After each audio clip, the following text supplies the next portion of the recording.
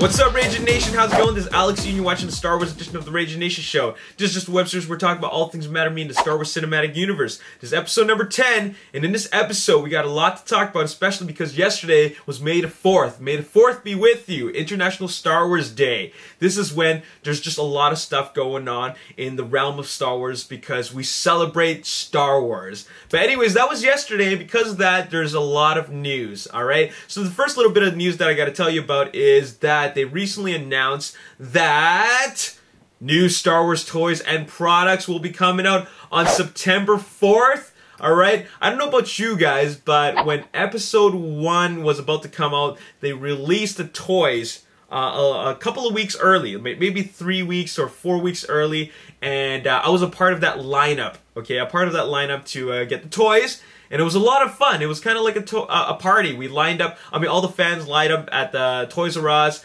and we just bought Star Wars toys. Of course, I'm not buying Star Wars toys, but for those that are into the Star Wars toys, the day where the toys are going to be released and a lot of other merchandise is September 4th. So very, very exciting for you to get back into spending money. Anyways, moving on, let's talk about Star Wars Anthology. As you already know, Gareth Edwards is directing and working on Rogue One. That's the first film that's going to be part of the Star Wars Anthology, which is the Star Wars spin-off films. That's what they're calling it, the Star Wars Anthology. It's not part of the main saga, like Episode 1, 2, 3, 4, 5, 6, 7, 8, 9. In fact, it's going to be the spin-off films, which they're calling the Anthology. Now, originally, director Josh Trank, who directed Chronicle, was supposed to be the director for the next anthology film. Unfortunately, he got fired.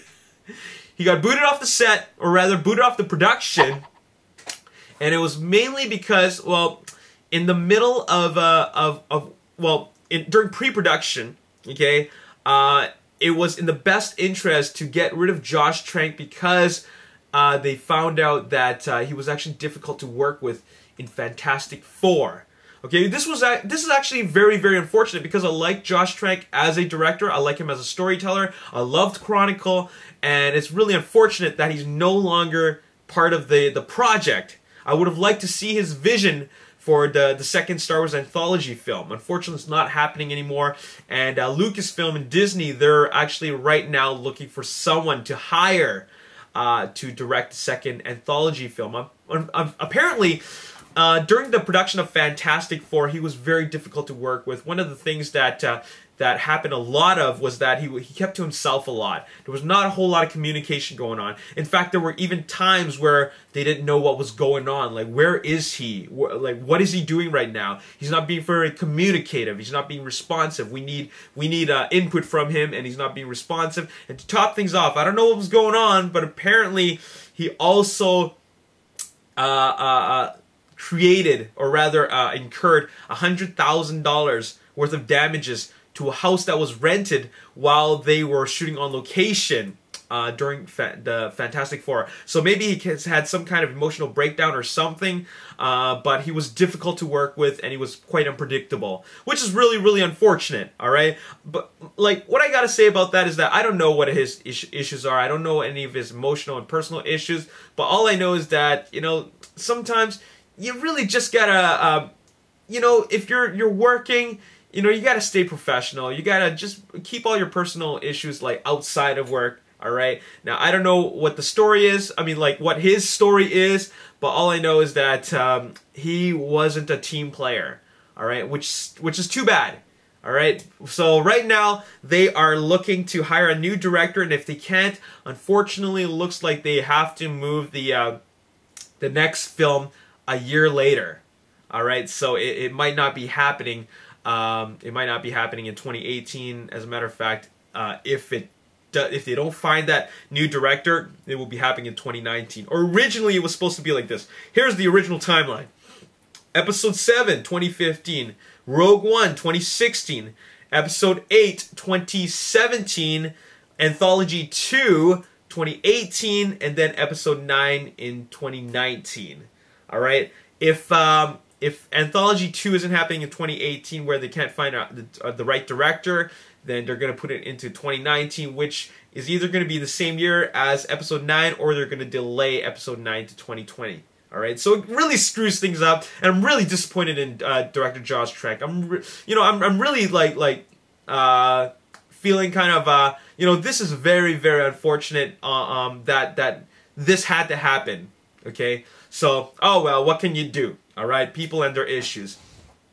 So moving on, let us talk about Star Wars: The Force Awakens on the cover of Vanity Fair magazine. If you haven't checked it out, check it out. It's on newsstands, but also they put out all the photos. They put out all the photos online for you to see. So here is the first photo in no particular order. Here is, I believe that's Adam Driver with these new snowtroopers in an ice planet.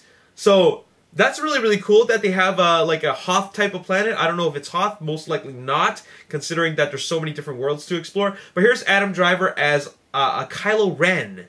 Okay, he's I believe he's the new Sith or some type of rogue Jedi. Who knows? But that's Kylo Ren. Here's what Kylo Ren is supposed to look like in his full costume. All right, so that's gonna be played by Adam Driver. Here is the crew. That's John Williams. That's Kathleen Kennedy, J.J. Abrams, and I don't know who that is.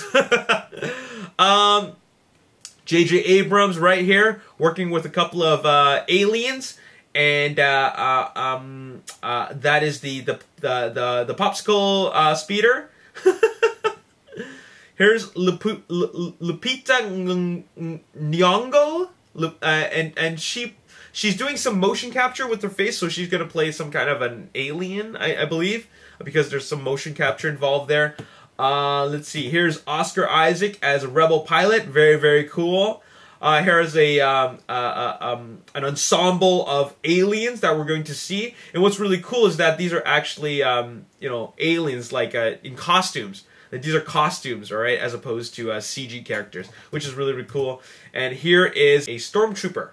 He's a new stormtrooper in silver. That would be Gwendolyn Christie as Captain Phasma. Okay, so she is the Chrome Trooper. She's not a clone trooper, she's a Chrome Trooper. But anyways, there you have it, Gwendolyn Christie as Captain Phasma. So it most likely she's going to be revealing her helmet. I mean, taking off her helmet to reveal who she is, because underneath these troopers is, I believe it won't be clones anymore. It's going to be actual people in there. All right, so that's what's going on.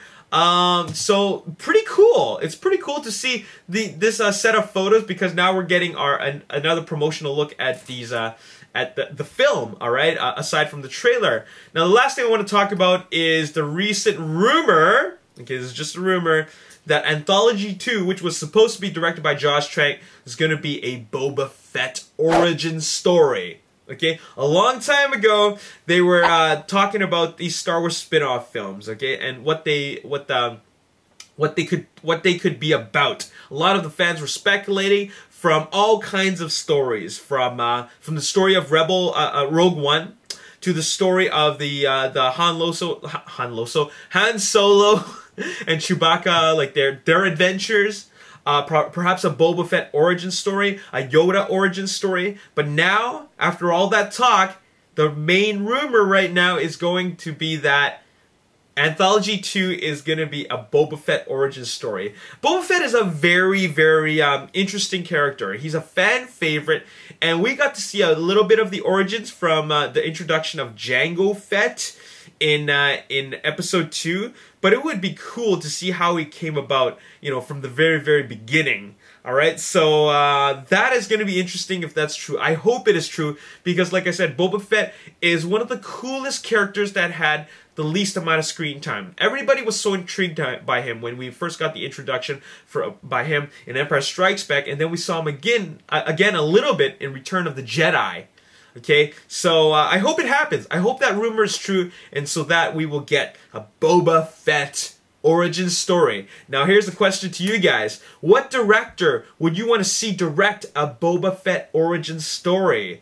This is something that that is open to any director right now, considering that the job is open, but who can really tell a really good origin story, and who is something that is which director is just as much a fanboy as we are, or what director can really just tell a good story? Let me know in the comment section below. And as always, if you enjoyed this video, hit the like button, subscribe to the YouTube channel, like me on Facebook, The Ragin Nation, also follow me on Twitter at Ragin Nation. My name is Alex, thanks for watching, and stay tuned for more videos. I'll see you next time, peace. Part of his body. And it is shown right here, and you can take a very, very good look at what the costume is like, and I like it a lot. What's